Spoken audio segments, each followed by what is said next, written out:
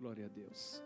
Também quero saudar a todos com a paz do Senhor Jesus. Também estou muito feliz de estar aqui esta noite e agora com esta responsabilidade de transmitir uma palavra ao coração de cada um que nos acompanha. Eu não tenho dúvidas de que Deus irá continuar falando conosco. 1 Crônicas, capítulo 29. Há algum tempo que eu venho meditando nesta mensagem, o Senhor vem falando comigo e impactou o meu coração e eu creio que vai impactar o seu também. 29 de 1 Crônicas, capítulo 29, versos 11 e 12, a Bíblia diz assim: Tua é, Senhor, a magnificência e o poder e a honra e a vitória e a majestade, porque teu é tudo quanto há nos céus e na terra. Teu é, Senhor, o reino, e tu te exaltaste sobre todos como chefe. Verso 12: E riquezas e glória vêm de diante de ti, e tu dominas sobre tudo, e na tua mão há força e poder, e na tua mão está o engrandecer e dar força a tudo. Glória a Deus. A palavra que o Senhor me deu durante esses dias, como eu disse que eu venho meditando já há alguns dias, é subordinada ao seguinte tema: o Deus que governa de maneira soberana. O Deus que governa de maneira soberana. O que é governar? Para nós entendermos esta palavra. Governar quer dizer pilotar um navio. Quer dizer dirigir, conduzir. Então eu estou falando de um Deus que está no piloto deste grande navio chamado universo. Estou falando de um Deus que está conduzindo e dirigindo todas as coisas. Nada e ninguém pega Deus de surpresa. Absolutamente nada foge do controle absoluto de Deus. Aleluia. Tudo que acontece no mundo está sob o controle total do nosso Deus. Glória a Deus. Então deixa eu te mostrar um pouquinho da soberania de Deus, para que você se alimente com esta palavra como eu venho me alimentando. Então o Espírito de Deus te fortaleça através da sua palavra. Glória ao nome de Jesus. Quando eu falo de soberania, logo eu lembro da palavra soberano. O que é um ser soberano? Soberano quer dizer que ocupa o primeiro lugar, quer dizer absoluto, quer dizer supremo, aleluia, quer dizer altivo, dominador, e ainda quer dizer muito poderoso. Aleluia. Vai entendendo o porquê do título desta mensagem: o Deus que governa de maneira soberana. Eu estou dizendo que Ele está no comando, Ele está no piloto do navio, e de maneira soberana, com todo o poder, acima de tudo e de todos. Deus está acima de tudo e de todos, e tudo é dele, por Ele e para Ele. Romanos capítulo 11, verso 36 ao 36, a Bíblia diz assim: ó profundidade das riquezas, tanto da sabedoria como da ciência de Deus. Quão insondáveis são os seus juízos e quão inescrutáveis os seus caminhos, porque quem compreendeu a mente do Senhor?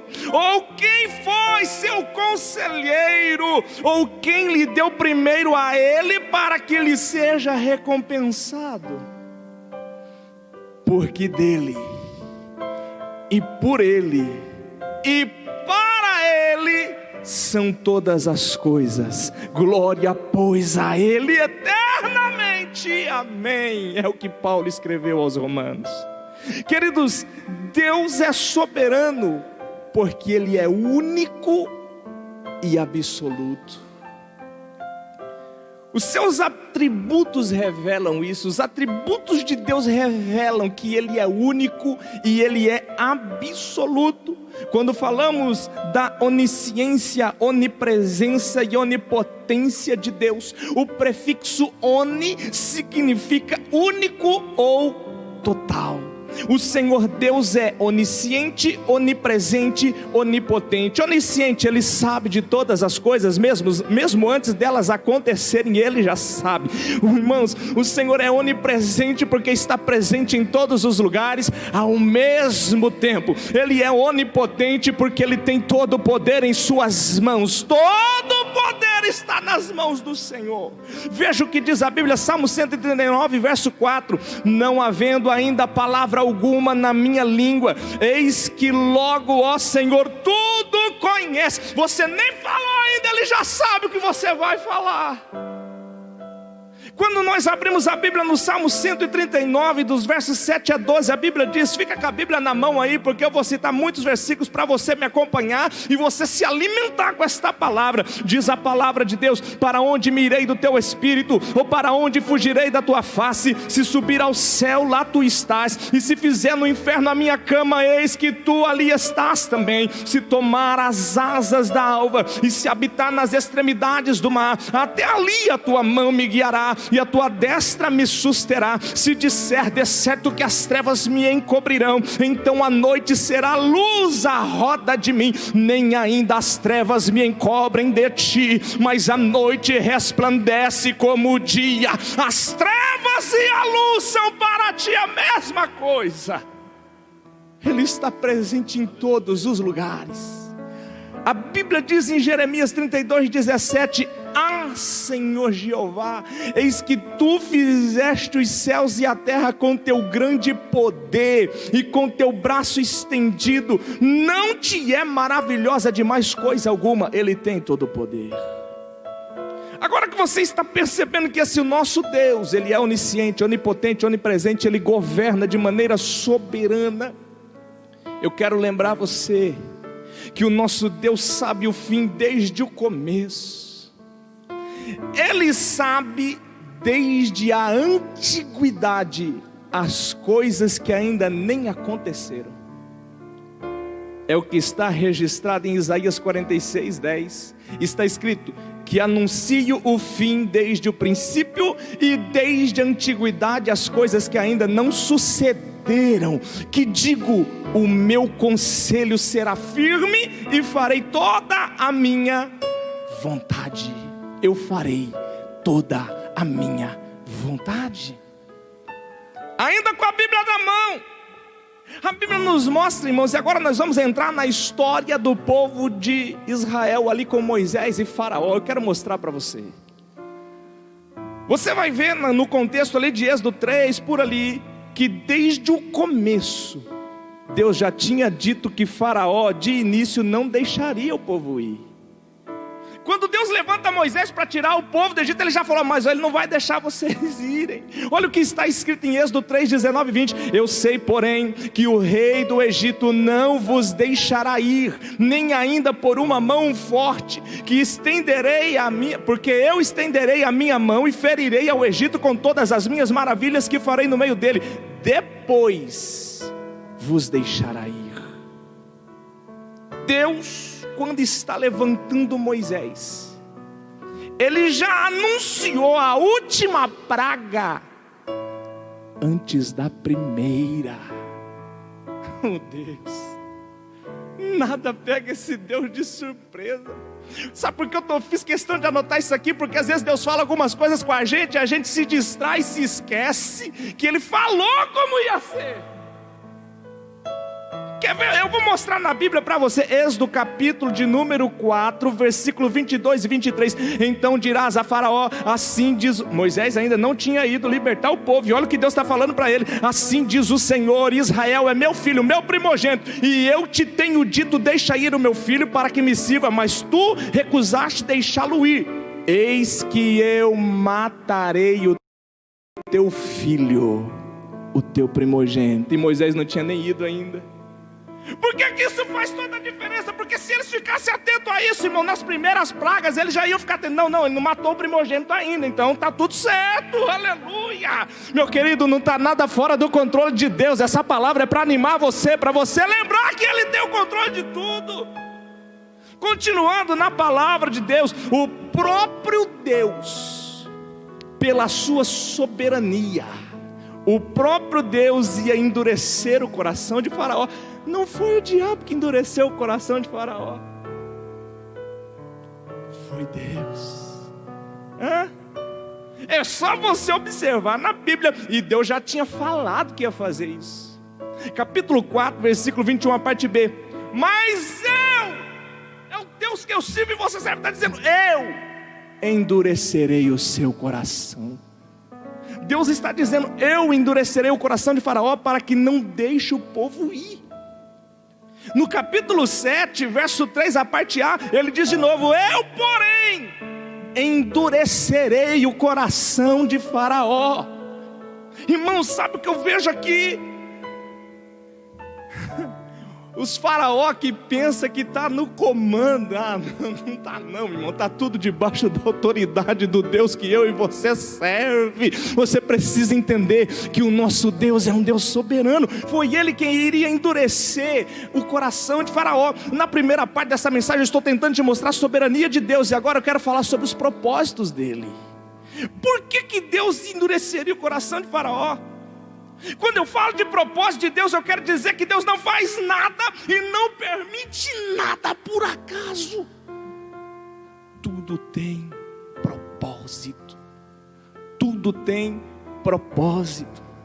E quando eu falo de propósito, propósito é tomada de decisão, é aquilo que se pretende alcançar ou realizar. Propósito é um intento, propósito é um projeto. Deus tem os seus propósitos. Jó 42, verso 2, diz, bem sei que tudo podes e nenhum dos teus propósitos pode ser impedidos. Por que Deus endureceria o coração de Faraó? Quais os propósitos dele com isso? Deixa eu te dar alguns para a gente ir caminhando para encerrar. Em primeiro lugar, para mostrar para os egípcios que ele é o único Deus verdadeiro. E ele faria isso através dos seus sinais, através das suas maravilhas. No caso do Egito seria através das 10 pragas que você encontra ali em Êxodo capítulo 7, do verso 19 até o capítulo 12, verso 36. Mas se você pegar o capítulo 3, verso 20, o Senhor diz assim, porque eu estenderei a minha mão e ferirei ao Egito com todas as minhas maravilhas que farei no meio dele, depois vos deixará ir. Sabe o que Deus está dizendo? Eu vou endurecer o coração de Faraó porque eu tenho que tratar com eles. Eu vou multiplicar as minhas maravilhas no meio do Egito. Eu vou multiplicar os meus sinais no meio do Egito. Vão saber que eu sou Deus. Vão saber que eu sou o único Senhor e Salvador. Queridos, e o que isso tem a ver comigo e com você? Nós já temos visto os sinais de Deus ali no Egito, ali fora. Nós já estamos vendo os sinais de Deus. É notório aos nossos olhos a situação que nós estamos vivendo. Os sinais de Deus estão aí. Agora deixa eu dizer uma palavra profética que eu anotei aqui para não deixar para trás. Nesses dias toda a terra saberá que só existe um único Deus verdadeiro. Eu vou falar de novo, nesses dias que estamos vivendo, toda a terra saberá que só existe um único Deus verdadeiro. São os propósitos de Deus. É tempo de nós estarmos ainda mais conectados com o céu, para que nós possamos entender os propósitos de Deus para esses dias. Bendito seja o nome do Senhor. Qual outro propósito? Deixa eu correr um pouquinho aqui. Fazer juízo contra o Egito, por causa daquilo que ele tinha feito contra o povo de Deus. Vamos na Bíblia, Êxodo 3, versos 7 e 9, e diz o Senhor: eu tenho visto atentamente a aflição do meu povo que está no Egito, e tenho ouvido o seu clamor por causa dos exatores, porque conheci as suas dores, e agora eis que o clamor dos filhos de Israel é vindo a mim, e também tenho visto a opressão com que os egípcios os oprimem. Capítulo 6, verso 5, e também tenho ouvido o gemido dos filhos de Israel, aos quais os egípcios fizeram servir, e lembrei-me da minha aliança. Capítulo 7, verso 4 e 5, a Bíblia diz: Faraó, pois, não vos ouvirá, e eu porei a minha mão sobre o Egito, e tirarei meus exércitos, meu povo, os filhos de Israel, da terra do Egito, com grandes juízos. Então os egípcios saberão que eu sou o Senhor, quando estender a minha mão sobre o Egito, e tirar os filhos de Israel do meio deles. Sabe o que eu vi aqui, irmãos, nessa passagem? Deus viu o que estavam fazendo com o povo dele. Agora escuta bem o que eu vou dizer para você. Deus também tem visto o que o Egito tem feito contra o seu povo. Deus está de olho, queridos irmãos. E aí eu poderia citar tantas coisas: perseguições filosóficas, perseguições ideológicas, legalismos religiosos, divisões e tantas outras coisas que têm oprimido a igreja genuína, os ataques contra a família. Mas eu vou dizer uma coisa sem medo de errar: Deus também ouviu o clamor da igreja genuína, e Ele também conheceu as dores da igreja genuína, e Ele já desceu para nos ajudar. Bendito seja o nome do Senhor. O Senhor Deus já está trabalhando em favor do seu povo. Aqueles que são espirituais já estão percebendo isso. Há um mover no mundo espiritual. O Senhor Deus está fazendo, o Senhor Deus está trabalhando. Ele desceu para intervir. Sabe o que está acontecendo, queridos irmãos? Deus está preparando o cenário para um grande avivamento que vem vindo aí. Eu não sei se você pode dar um glória a Deus aí na sua casa, porque você faz parte deste cenário. Você faz parte do que Deus está fazendo. Eu não quero ficar de fora, e creio que você também não vai querer. Eu preciso terminar. Último objetivo, último propósito de Deus: prestigiar o seu povo aos olhos do Egito, e levar o seu povo a despojar o Egito. Olha o que diz Êxodo capítulo 3, verso 21 e 22. E eu darei graça a este povo aos olhos dos egípcios, e acontecerá que quando sairdes, não saireis vazios. Esse Deus não é gente não, Ele é Deus mesmo, irmãos. Não saireis vazios, porque cada mulher pedirá à sua vizinha e à sua hóspeda vasos de prata e vasos de ouro, e vestes, as quais porei sobre vossos filhos e sobre vossas filhas, e despojareis os egípcios. Sabe o que é despojar? Despojar quer dizer desapossar, quer dizer privar de, quer dizer despir, saquear. Sabe a palavra profética que eu termino? Vou citar o versículo onde isso se cumpriu. É lá no capítulo 12, verso 35 e 36. Fizeram, pois, os filhos de Israel conforme a palavra de Moisés, e pediram aos egípcios vasos de prata e vasos de ouro e roupas. E o Senhor deu ao povo graça aos olhos dos egípcios, e esses lhe davam o que pediam, e despojaram os egípcios. Eu termino dizendo que nesses dias que estamos vivendo, Deus vai dar graça ao seu povo diante dos olhos do mundo. É isso mesmo que você acabou de ouvir. O mundo vai olhar para a igreja de uma maneira diferente, porque o mundo vai reconhecer que há Deus em Israel, há Deus no meio da igreja, e que o Deus que está conosco é o único e verdadeiro Deus. Deus vai fazer, essa que é profética, Deus vai fazer com que recursos que estão lá no mundo venham para a mão da igreja. Recebe aí na sua casa essa palavra, porque ela é profética, e o nome dele há de ser glorificado. Que Deus te abençoe em nome de Jesus.